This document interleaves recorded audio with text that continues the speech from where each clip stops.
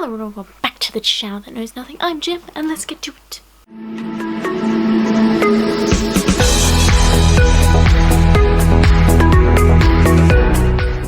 So today I thought we'd do a fun short little video of books I'm embarrassed I have not read yet, but should probably read.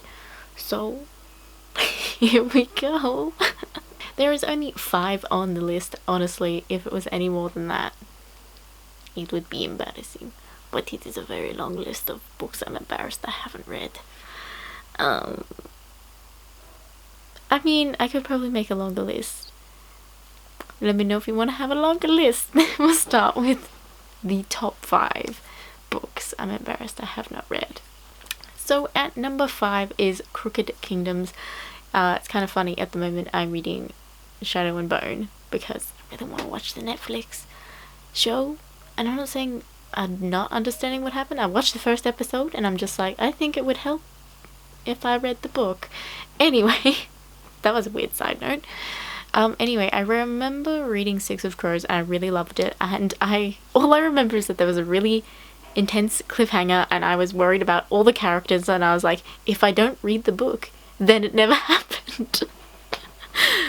Which is why I am scared. I'm scared to read the second one. I can see it on my bookshelf. It's like staring at me as I'm filming this. And yeah, I'm mainly why I haven't read it is I'm scared that people are gonna die. I don't want them to die, and so I'm just like, the second book never happened. It was never written. It just ended on a cliffhanger. That's all it was. At number 4 is Milkman. I have legit no idea what this book is about. Several days later.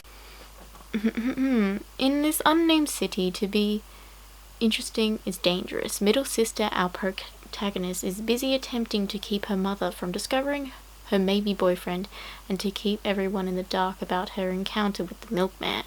But when her first brother-in-law sniffs out her struggle and rumors start to swell, middle sister becomes interesting. The last thing she ever wanted to be interesting is to be noticed, and to be noticed is dangerous. Okay, so this won like a lot of awards, and I remember when it was like first came out in bookshops, and I think that's why I was so intrigued by it.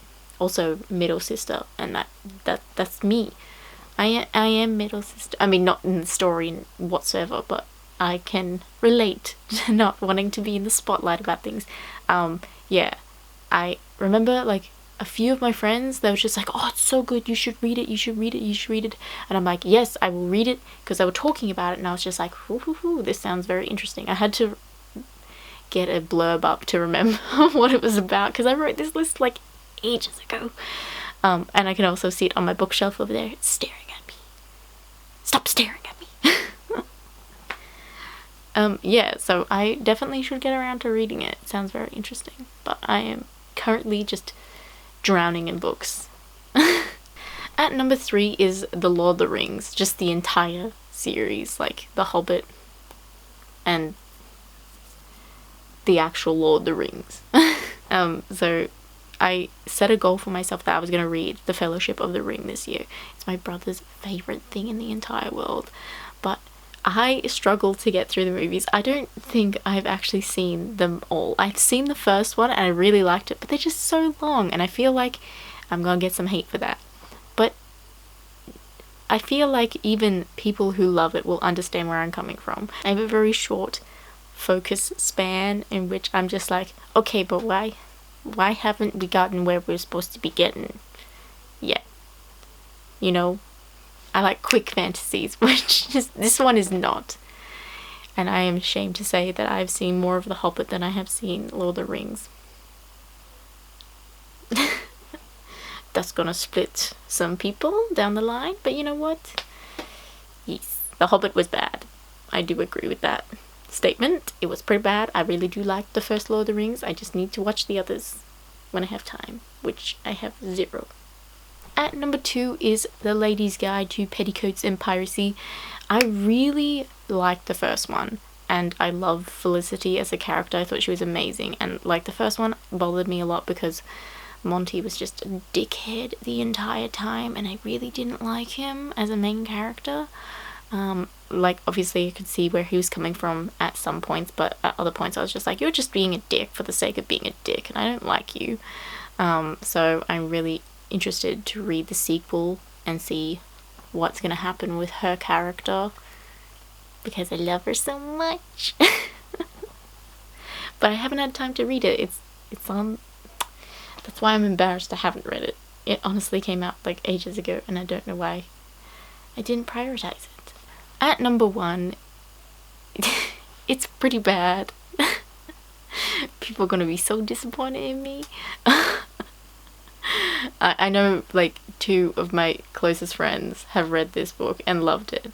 And it's not that like I don't want to read it, I want to read it. It's just that the burden of how big it is intimidating. It is Priority of the Orange Tree. I remember back in uni people were talking about it, and I was just like, I have to read this book. It's fantasy, it sounds amazing, dragons, what's not to like?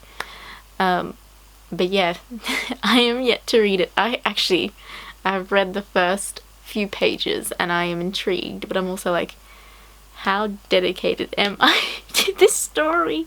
I feel like such a bad person, but I'm also like, yes, no, maybe another time when I have time. I really should read it. I'm a bad person. Anyway guys, that's all I've got for you today. Please like, subscribe, because that is always nice, and I'll see you next time. Goodbye. Let me know down the bottom your embarrassing not read books, because I know we all have them. You can't read every book in existence. It's just not possible. Anyway, goodbye!